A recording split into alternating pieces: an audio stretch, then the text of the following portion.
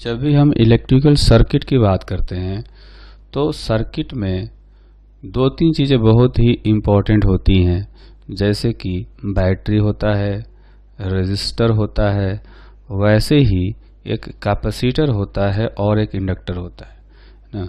तो रेजिस्टर के बारे में हमने करंट इलेक्ट्रिसिटी चैप्टर में पढ़ा और अभी हम लोग पढ़ेंगे कैपेसिटर के बारे में। तो कैपेसिटर जो है वो एक्चुअली में दो कंडक्टर्स का अरेंजमेंट है जिसको कि चार्ज स्टोर करने के लिए यूज किया जाता है। तो कह सकते हैं it is arrangement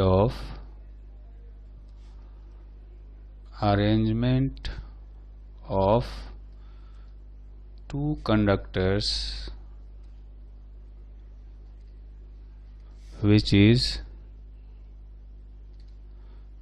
which is used to store charge and energy। ठीक, तो ये दो कंडक्टर्स का अरेंजमेंट है, लेकिन चार्ज स्टोर जो है वो इस कैपेसिटर के अक्रॉस जो पोटेंशियल डिफरेंस होता है उसके डायरेक्टली प्रोपोर्शनल होता है। And charge stored on the capacitor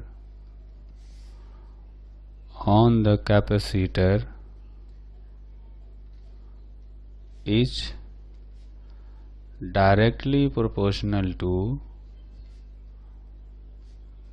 directly proportional to the potential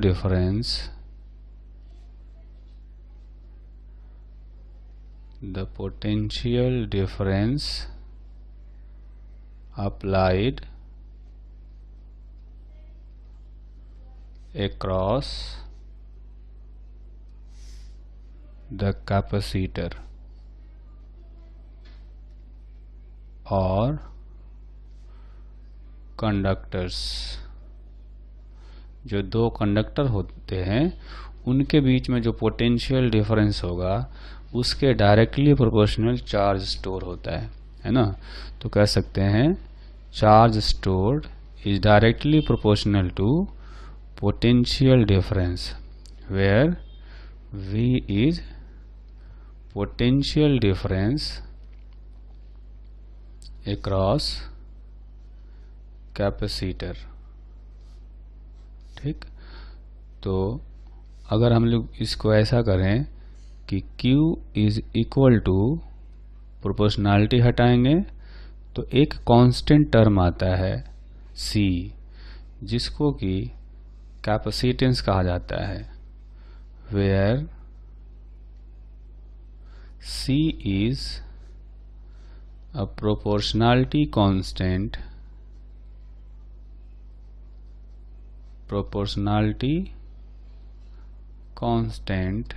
which is called capacitance of the capacitor।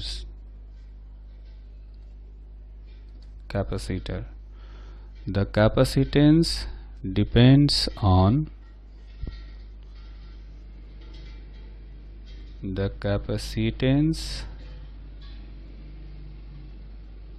C depends on three factors। First one is geometry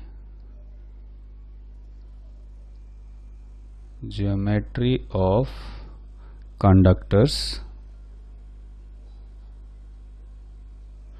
and two, the dimensions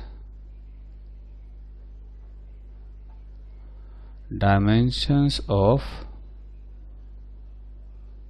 conductors.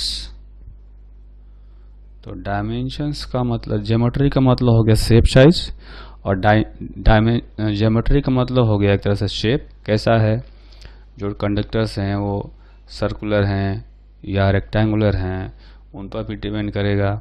और साथ में dimension का मतलब हो गया कि conductors कितने बड़े हैं, उनका साइज कितना बड़ा है, उनके बीच का गैप कितना बड़ा है, ये हो गया। और जो तीसरा फैक्टर होता है, the third factor is the medium between the conductors. ठीक है। अब जो कैपेसिटर होता है उसमें हमने बताया कि दो कंडक्टर होते हैं। ठीक है, जैसे मान लें कि ये कंडक्टर है, एक दूसरा ये कंडक्टर है।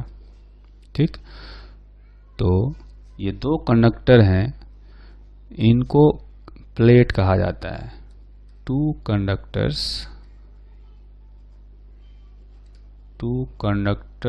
Of a capacitor are called plates of the capacitor। तो ये जो है एक्चुअली में स्टैंडर्ड कैपेसिटर में दोनों प्लेट्स आइडेंटिकल होते हैं, है ना। In standard capacitor two plates are identical in shape. दोनों जो है शेप में एक जैसे होते हैं। अब इनमें जो चार्ज होता है, एक पर अगर पॉजिटिव चार्ज रहेगा प्लस क्यू, तो दूसरे पर उतना ही चार्ज रहेगा लेकिन निगेटिव रहेगा माइनस क्यू। ठीक है, to plates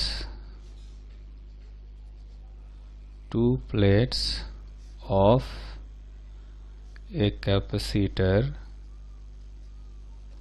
have equal charge but having opposite nature, है ना। तो मतलब कहने का मतलब ये है कि चार्ज इक्वल होगा लेकिन एक पॉजिटिव चार्ज होगा तो दूसरा निगेटिव चार्ज होगा।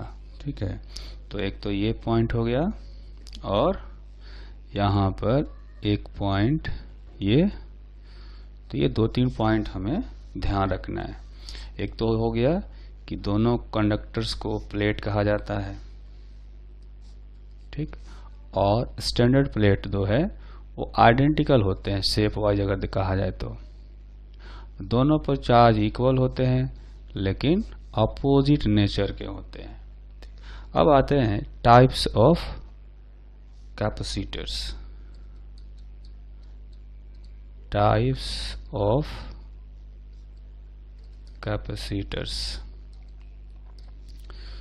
तो जो कैपेसिटर होते हैं वो मेनली तीन टाइप के होते हैं, है ना। एक कहा जाता है parallel plate capacitor, parallel plate capacitor, और जो दूसरा होता है उसको कहा जाता है स्फेरिकल कैपेसिटर, और जो थर्ड होता है उसको कहा जाता है सिलेंड्रिकल कैपेसिटर। तो ये तीन टाइप के कैपेसिटर होते हैं, है ना। तो एक एक करके हम लोग इन तीनों को पढ़ेंगे। तो सबसे पहले हम लोग पढ़ेंगे पैरेलल प्लेट कैपेसिटर के बारे में। पैरेलल प्लेट कैपेसिटर में क्या होता है कि दो आइडेंटिकल पैरेलल प्लेट्स लिए जाते हैं।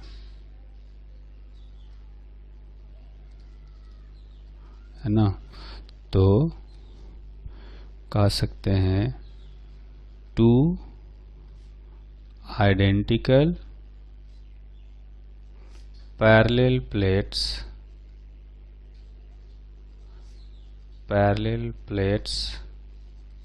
are used to form a parallel plate capacitor. Parallel plate capacitor. तो इसमें ऐसा होता है कि दो पैरेलल प्लेट लिए जाते हैं और जो दोनों प्लेट है इनके बीच का जो गैप है वो इनके एरिया के रिलेटिव बहुत ही कम माना जाता है ना। और चूंकि गैप बहुत ही कम होता है इसलिए ये जो दोनों प्लेट हैं इनको लार्ज साइज का माना जा सकता है, इनफाइनाइटली लार्ज माना जा सकता है, क्योंकि फील्ड पॉइंट्स जो हैं वो काफ़ी पास में होते हैं दोनों प्लेट से। जैसे ये देखेंगे दो प्लेट हो गए, तो एक प्लेट पर हम लोग दे देंगे प्लस क्यू चार्ज और दूसरे पर दे देंगे माइनस क्यू चार्ज। ठीक, तो जो प्लस क्यू चार्ज आएगा इस प्लेट के इनर साइड पर आएगा, है ना, क्योंकि ये दोनों चार्ज एक दूसरे को अट्रैक्ट कर रहे होंगे, तो ये दोनों चार्ज इनर फेस पर आ जाएंगे, है ना। इधर आ जाएगा प्लस क्यू और इस प्लेट के इधर आ जाएगा माइनस क्यू। ठीक है, तो ऐसा कहा जा सकता है कि spacing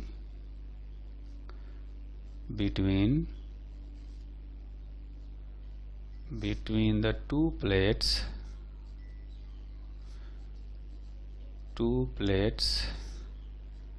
is very small in comparison to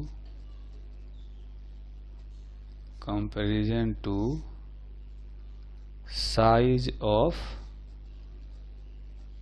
plates. So plates are assumed to be infinitely large.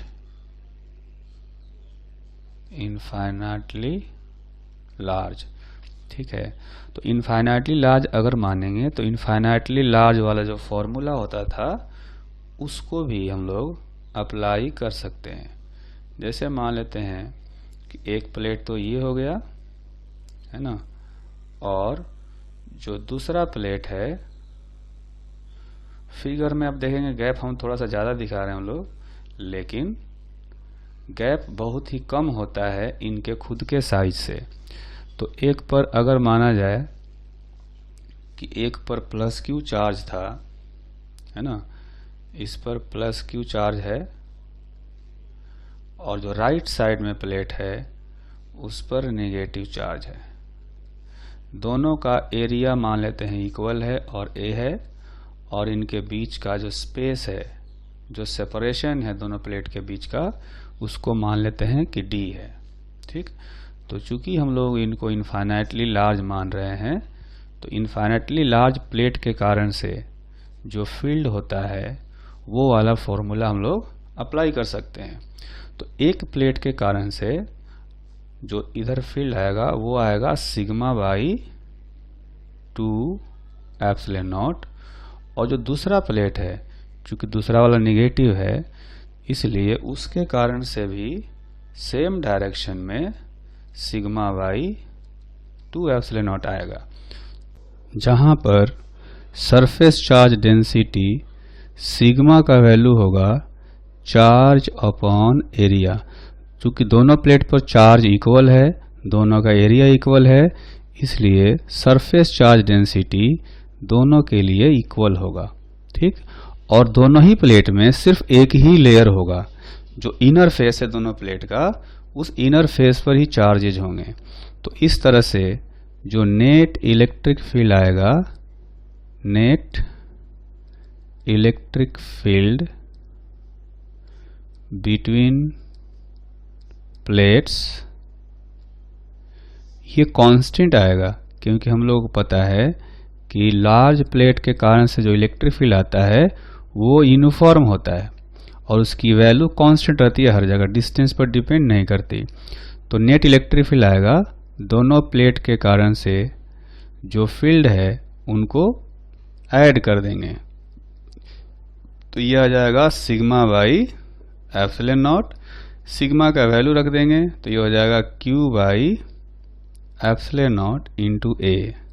ठीक, तो इस तरह से जो नेट इलेक्ट्रिक फील्ड आया वो हो गया Q by epsilon not into A. और ये जो इलेक्ट्रिक फील्ड है ये आएगा uniform and directed from positive plate to negative plate, है ना। जो कैपेसिटर का पॉजिटिव प्लेट है उससे निगेटिव प्लेट की तरफ जो उसका डायरेक्शन होगा इलेक्ट्रिक फील्ड का।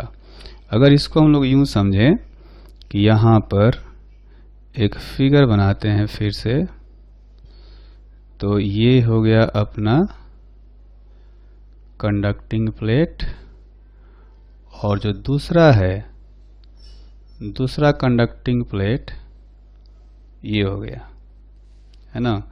तो हमने कहा कि एक पर चार्ज है प्लस क्यू और दूसरे पर चार्ज है माइनस, है ना। इस पर पॉजिटिव चार्ज है और दूसरे वाले पर निगेटिव चार्ज है। तो दोनों प्लेट्स के बीच का जो गैप है उस गैप में इलेक्ट्रिक फील्ड यूनिफॉर्म है ना। और इस इलेक्ट्रिक फील्ड को हम लोग लिख सकते हैं E, जो कि पॉजिटिव प्लेट से निगेटिव प्लेट की तरफ डायरेक्टेड है। ठीक, और E नेट का वैल्यू अभी हमने कैलकुलेट किया, वो आया है Q by epsilon not A। ठीक, तो अब हमें पता करना है कि दोनों प्लेट्स के बीच में पोटेंशियल डिफरेंस कितना आएगा, है ना। तो potential difference between the plates, potential difference between the plates is equal to delta V, है ना। इसको हम लोग आगे जाकर के V सिर्फ लिखते हैं और ये आएगा इलेक्ट्रिक फील्ड इनटू जो सेपरेशन है इनके बीच का, दोनों प्लेट के बीच का जो सेपरेशन है ये हमने बताया था D, तो E इंटू D कह सकते हैं। ठीक है, जैसा कि हम लोग जानते हैं delta V is equal to होता है E डॉट डेल्टा R, है ना। ये होता है पोटेंशियल डिफरेंस निकालना हो, यहाँ माइनस साइन आता है, तो अगर डायरेक्शन देखना हो या प्लस माइनस देखना हो तो उसके लिए माइनस साइन जरूरी है ना। हमें यहाँ तो सिर्फ मैग्नीट्यूड देखना है पोटेंशियल का, पोटेंशियल डिफरेंस का। तो पोटेंशियल डिफरेंस हो जाएगा net electric field into D. तो नेट इलेक्ट्रिक फील्ड यहाँ पर जो आया Q by epsilon not into A, है ना, इंटू डी। ये हो गया पोटेंशियल डिफरेंस। अगर इसको रीअरेंज करें तो Q का जो वैल्यू आएगा वो आएगा epsilon nought A by D into V. तो जैसा हमने शुरू में पढ़ा कि जो चार्ज स्टोर होता है वो होता है C into V, where C is equal to epsilon nought A by D. और ये जो क्वांटिटी है C, इसको कहा जाता है capacitance of parallel plate capacitor, parallel plate capacitor, जहां पर हम लोग कह सकते हैं कि जो A है वो है area of plates and D is separation between the plates, separation between the plates। तो इस तरह से हम लोग कैपेसिटेंस कैलकुलेट कर सकते हैं पैरेलल प्लेट कैपेसिटर का। अब हमें निकालना होता है फोर्स बिटवीन द प्लेट्स, क्योंकि देखेंगे आप एक पर पॉजिटिव चार्ज है दूसरे पर नेगेटिव चार्ज है, तो ये एक दूसरे को अट्रैक्ट करते हैं, तो अट्रैक्टिव फोर्स निकालना होता है हमें, है ना।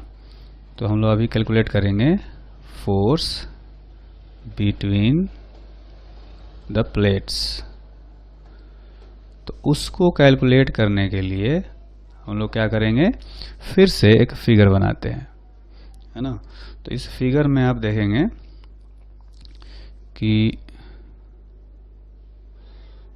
एक प्लेट ये हो गया, है ना, ये प्लेट हो गया, और एक दूसरा प्लेट जो है वो ये है। तो एक प्लेट दूसरे के पास में कुछ फील्ड क्रिएट करेगा, है ना, और फिर दूसरे को अट्रैक्ट करेगा। तो अगर मैं मान लूं कि इस पर चार्ज है प्लस Q और दूसरे वाले प्लेट पर चार्ज है माइनस Q, ठीक है। तो जो लेफ्ट में प्लेट है, जो पॉजिटिव प्लेट है ना, ये पॉजिटिव प्लेट है और ये है निगेटिव प्लेट, ठीक। तो ये जो पॉजिटिव प्लेट है इसके कारण से हम लोग फोर्स निकालेंगे निगेटिव प्लेट पर। तो हम लोग कैलकुलेट करेंगे force on negative plate due to positive plate, ठीक है। तो ये फोर्स जब निकालना होगा तो हम लोग क्या करेंगे, इसमें जो निगेटिव प्लेट पर चार्ज है ना, निगेटिव प्लेट पर जो चार्ज है वो लेंगे चार्ज, है ना, इनटू इस प्लेट पर जो फील्ड होगा पॉजिटिव वाले के कारण से वो फील्ड लेंगे, है ना, electric field due to positive plate. ऐसा माना जा सकता है कि जो पॉजिटिव प्लेट है इसका फील्ड है यहाँ पर, और उस फील्ड में ये निगेटिव प्लेट रखा हुआ है। तो पॉजिटिव प्लेट के फील्ड में रखेंगे तो पॉजिटिव प्लेट इस पर एक फोर्स लगाएगा। तो कितना फोर्स लगाएगा, तो पॉजिटिव प्लेट का इलेक्ट्रिक फील्ड लेंगे और निगेटिव प्लेट पर जो चार्ज है उसको, ठीक है, उसको दोनों को मल्टीप्लाई कर देंगे। तो Q इंटू इलेक्ट्रिक फील्ड सिर्फ एक प्लेट के कारण से निकालना है यहाँ पर, तो एक प्लेट के कारण से सिग्मा बाई 2 एप्सिलॉन नॉट होता है, ठीक है। तो इसको हम लोग थोड़ा सा और सिंपल फॉर्म में लिखेंगे कि ये जो फोर्स हुआ वो हो जाएगा charge into sigma by 2 epsilon not था। सिग्मा को हम लोग लिख सकते हैं Q by A divided by 2 epsilon not, यानी Q square by 2A epsilon not, ठीक है। तो इतना फोर्स लगेगा पॉजिटिव प्लेट के कारण से निगेटिव प्लेट पर, और इतना ही फोर्स निगेटिव प्लेट भी पॉजिटिव प्लेट पर अप्लाई करेगा, ठीक है। जितना ये लगाएगा इस पर उतना ही निगेटिव प्लेट पॉजिटिव प्लेट पर अप्लाई करेगा, ठीक है। ये जस्ट है न्यूटन्स का थर्ड लॉ के अकॉर्डिंग एक्शन और रिएक्शन है ना। तो इक्वल और अपोजिट डायरेक्शन में फोर्स लगाएगा। अब आप देखेंगे कि यहाँ पर हमने चूंकि निगेटिव प्लेट पर चार्ज जो था वो निगेटिव था, हमने यहाँ निगेटिव चार्ज नहीं लिया है ना। निगेटिव चार्ज रखने से फोर्स का डायरेक्शन बताएगा बस। तो डायरेक्शन हमें पहले से पता है कि अट्रैक्टिव फोर्स होगा, इसलिए हमने सिर्फ मैग्नीट्यूड निकाला है, और मैग्नीट्यूड जो है वो इतना आ गया, ठीक है।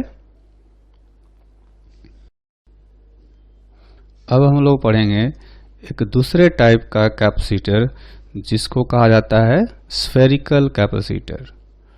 Spherical capacitor. पहले हमने पढ़ा पैरेलल प्लेट कैपेसिटर और अब पढ़ेंगे स्फेरिकल कैपेसिटर के बारे में। इस कैपेसिटर में दो कॉन्सेंट्रिक स्फेरिकल शेल्स लिए जाते हैं, है ना। To concentric spherical and conducting shells are used to form spherical capacitor। spherical capacitor. अब देखेंगे हमने एक फिगर बनाया है। इस फिगर में दो कॉन्सेंट्रिक स्फेरिकल शेल दिख रहे हैं। एक का जो रेडियस है मान लेते हैं कि R1 है और दूसरे वाले का रेडियस मान लेते हैं R2 है। ठीक, तो जो इनर वाला स्फेयर है उस पर ऐसा मान लिया है कि पॉजिटिव चार्ज है इस पर। ठीक है, तो पॉजिटिव चार्ज इस पर हमें दिखाना हो तो कुछ ऐसे दिखाते हैं। इसका जो शेल है इनर वाला, इसके आउटर फेस पर पॉजिटिव चार्जेज आएंगे, है ना। अंदर चार्जेज नहीं होंगे बीच में। तो बाहर जो चार्ज है, इस सरफेस पर जो चार्ज है, ये मान लेते हैं कि प्लस क्यू है। ठीक, ये चार्ज है प्लस क्यू, और जो आउटर स्फेरिकल शेल है उस पर मान लेते हैं कि चार्ज है माइनस क्यू। ठीक, और वो जो माइनस क्यू चार्ज होगा, नेगेटिव चार्ज, वो इनर फेस पर होगा, है ना। तो इसके इनर फेस पर हम लोग दिखा देते हैं ऐसे। हर जगह जो आउटर स्फेयर है उसके इनर सरफेस पर नेगेटिव चार्जेज होंगे। तो आप देख सकते हैं कि दोनों स्फेयर के बीच में इलेक्ट्रिक फील्ड होगा रेडियली आउटवर्ड डायरेक्शन में, है ना। यहाँ पर देखें तो इलेक्ट्रिक फील्ड कहीं ऐसे होगा, यहाँ पर इलेक्ट्रिक फील्ड कहीं ऐसे होगा, है ना। यहाँ पर इलेक्ट्रिक फील्ड इधर, यहाँ पर इलेक्ट्रिक फील्ड इधर, और यहाँ पर इलेक्ट्रिक फील्ड इधर, इस टाइप से। तो चूंकि इलेक्ट्रिक फील्ड ऐसा है रेडियली आउटवर्ड डायरेक्शन में, तो पोटेंशियल डिफरेंस भी आएगा, है ना। यहाँ पर हायर पोटेंशियल, पॉजिटिव चार्ज यहाँ है, या यहाँ पर लोअर पोटेंशियल। तो हम लोग क्या करेंगे, पोटेंशियल डिफरेंस कैलकुलेट करते हैं। जो इनर स्फेयर है इस पर मान लेते हैं कि पोटेंशियल है V1 और आउटर वाले स्फेयर पर पोटेंशियल है V2। तो पहले हम लोग कैलकुलेट करेंगे V1, है ना। Potential at inner sphere. Inner sphere पर जो पोटेंशियल होगा वो दोनों स्फेयर के कारण से आएगा। जो ये खुद स्फेयर है जिस पर कि प्लस क्यू चार्ज है, इसके कारण से जो पोटेंशियल आएगा वो हो जाएगा KQ1 डिवाइडेड बाई R1। और जो आउटर स्फेयर है इसके कारण से भी यहाँ पर पोटेंशियल आएगा। वो कैसे निकालेंगे, जितना ये खुद के सरफेस पर प्रोड्यूस करेगा उतना ही यहाँ भी प्रोड्यूस करेगा। तो ये हम लोग लिख सकते हैं plus KQ2 divided by R2। इसके खुद के सरफेस पर आएगा इतना ही, और अंदर भी ये इतना ही प्रोड्यूस करेगा। ठीक, उसी तरह से potential at outer sphere is equal to V2। तो जो आउटर स्फेयर है इस पर पोटेंशियल निकालेंगे अंदर वाले कारण से भी और बाहर वाले कारण से भी। तो अंदर वाले कारण से निकालेंगे तो इसका डिस्टेंस यहाँ से R2 डिस्टेंस लेना पड़ेगा हमें। तो लिखेंगे KQ1 डिवाइडेड बाई R2। ठीक, और जो आउटर स्फेयर है ये, इसके कारण से, खुद के कारण से इसके सरफेस पर, तो उस पर चार्ज माइनस क्यू है, तो हम लोग लिखेंगे K माइनस, अभी Q2 रहने देते हैं, बाद में इसको हम लोग चेंज कर देंगे, K Q2 divided by R2। ठीक है, ये पोटेंशियल हो गया। तो पोटेंशियल डिफरेंस जो आएगा, potential difference between the two spherical plates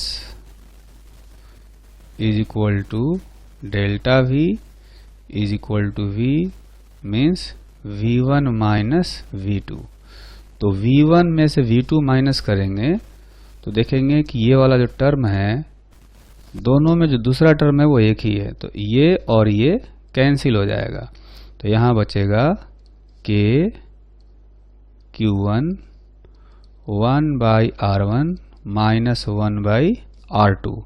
Q1 क्या है, अब देखेंगे जो इनर स्फीयर पर जो चार्ज है उसको हमने Q1 का है, वो जो कि प्लस Q है, तो इस पर रखेंगे यहाँ पर K, Q1 को रख देंगे Q into 1 by R1 plus 1 by R2।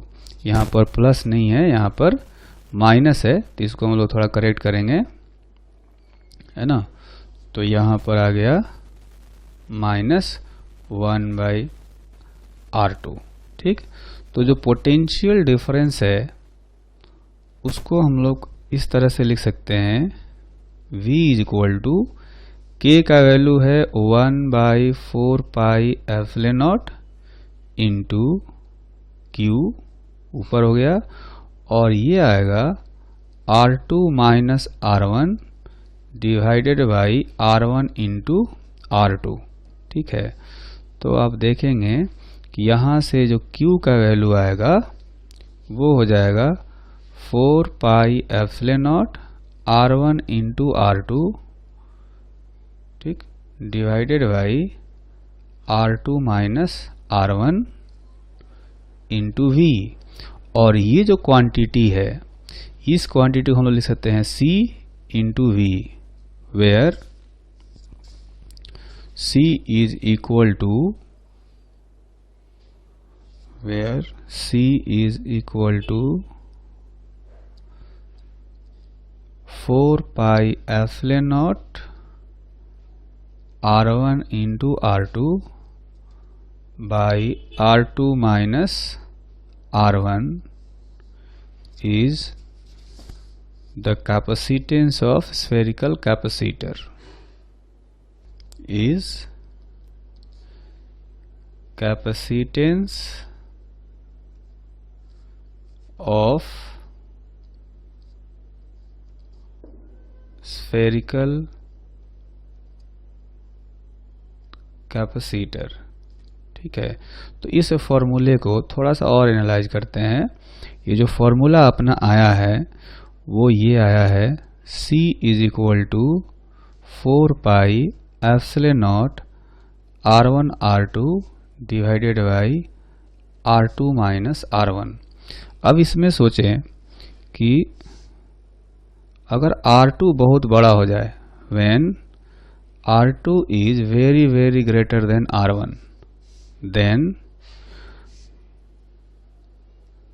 C is approximately equal to 4 pi epsilon naught R1 divided by R2 into R2, ऐसे लिख सकते हैं। इसमें क्या किया हमने कि इसमें हमने इस छोटे से R1 को, चूंकि R1 बहुत छोटा है, तो इस R1 को हमने नेगलेक्ट कर दिया। ठीक है, इसको हमने नेगलेक्ट कर दिया नीचे।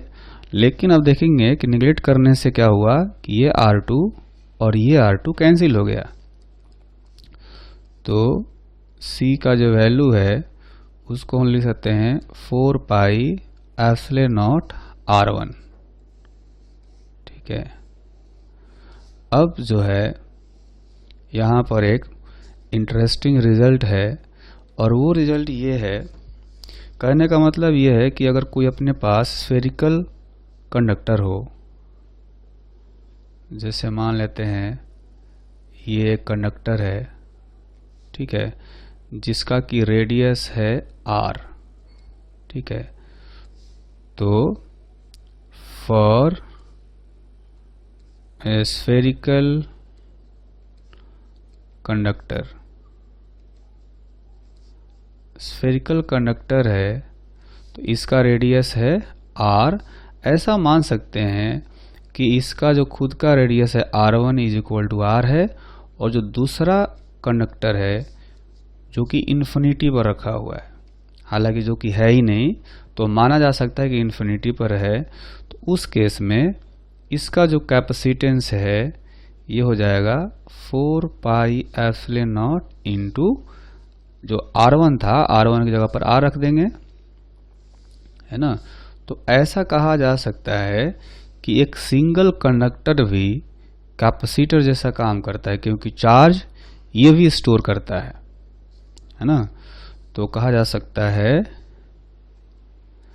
Single conductor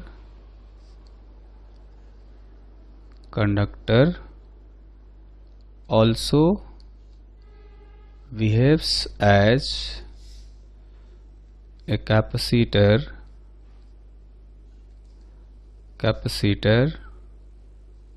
whose second plate is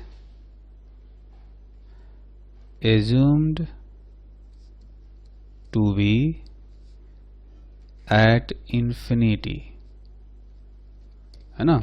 एक कंडक्टर हो तो उसको एक कैपेसिटर माना जा सकता है जिसका जो दूसरा प्लेट है वो इन्फिनिटी पर होता है, क्योंकि एक कंडक्टर भी चार्ज स्टोर करता है, ठीक है। अच्छा, अब देखेंगे कि जो हमने ये फॉर्मूला डिराइव किया कैपेसिटर का, स्फेरिकल कैपेसिटर का, तो जब भी हम स्फेरिकल कैपेसिटर की बात करते हैं तो इसमें जो आउटर प्लेट है इसको अर्थिंग कर दिया जाता है, ठीक है। इसको अर्थिंग करने का क्या फायदा हुआ, आप ऐसे समझेंगे कि अभी जो हमने पढ़ा है ना, यहाँ पर हमने देखा कि एक कंडक्टर है, ये जो कंडक्टर है ये इसका पोटेंशियल, अगर कोई भी चार्ज यहाँ पर दे देंगे हम, अगर इस पर कोई भी चार्ज दे दिया जाए, मान लेते हैं चार्ज Q है, ठीक, तो इसका कुछ पोटेंशियल आ जाएगा V, ठीक है। और जो इन्फिनिटी पर इसका प्लेट माना जाता है ना, इन्फिनिटी पर जो प्लेट माना जाता है उसका पोटेंशियल होता है 0, ठीक है, और ये है V। तो इन दोनों के बीच में कुछ पोटेंशियल डिफरेंस है, और इसलिए क्या होता है कि ये जो कंडक्टर है, जो स्फेयर है, वो यहाँ पर इलेक्ट्रिक फील्ड क्रिएट करता है, और जहाँ पर इलेक्ट्रिक फील्ड क्रिएट करता है वहाँ पर एनर्जी स्टोर होती है। इसके चारों तरफ इलेक्ट्रिक फील्ड होता है, इसके सरफेस से लेकर के इन्फिनिटी तक, है ना। वो इलेक्ट्रिक फील्ड इसीलिए मौजूद होता है क्योंकि इसका सरफेस और इन्फिनिटी का जो पोटेंशियल है दोनों के बीच में डिफरेंस है। यहाँ और यहाँ पोटेंशियल डिफरेंस होगा तो यहाँ इलेक्ट्रिक फील्ड आएगा, और इलेक्ट्रिक फील्ड आएगा तो ये कैपेसिटर जो है ये काम कर रहा होगा, यानी कि इस पर चार्ज होगा, चार्ज स्टोर कर रहा होगा, इलेक्ट्रिक फील्ड क्रिएट कर रहा होगा, ठीक। लेकिन जब इसको जो ओरिजिनल वाला हमने कैपेसिटर पढ़ा ये, ठीक है, अगर इसको हमने अर्थिंग कर दिया तो यहाँ का पोटेंशियल जो है वो 0 हो गया, और जो इन्फिनिटी पर है ना, एट इन्फिनिटी, वहाँ का भी पोटेंशियल हो गया 0। इन्फिनिटी पर पोटेंशियल 0 माना जाता है, तो इसका मतलब ये हुआ कि अब इनके बीच का पोटेंशियल डिफरेंस हो गया 0, तो यहाँ पर इलेक्ट्रिक फील्ड बाहर जो है वो 0 आएगा, ठीक है, बाहर इलेक्ट्रिक फील्ड 0 आएगा। तो जो भी इलेक्ट्रिक फील्ड आएगा सिर्फ इन दोनों कंडक्टर के बीच में होगा, और जो एनर्जी स्टोर होगी वो इनके बीच में ही होगी, ठीक है। तो ध्यान रखना है कि ये जो कैपेसिटेंस का फॉर्मूला है, ये वाला फॉर्मूला, वो तब है जब इलेक्ट्रिक फील्ड सिर्फ दोनों कंडक्टर्स के बीच में है ना। जब बाहर होगा तो फॉर्मूला कुछ और हो जाएगा, तो इसलिए यहाँ पर अर्थिंग करके दिखाया जाता है। जब ये अर्थिंग नहीं होगा उस केस में इस सिस्टम का कैपेसिटेंस इतना नहीं होगा। अब कितना होगा वो आगे जाकर के हम लोग कैलकुलेट करेंगे, है ना। तो अभी इस केस में हमें यही जानना है कि ये जो कंडक्टर है ना, ये जो कंडक्टर है, इस कंडक्टर का कैपेसिटेंस इतना लिख सकते हैं और एक कंडक्टर भी कैपेसिटर जैसा बिहेव कर सकता है।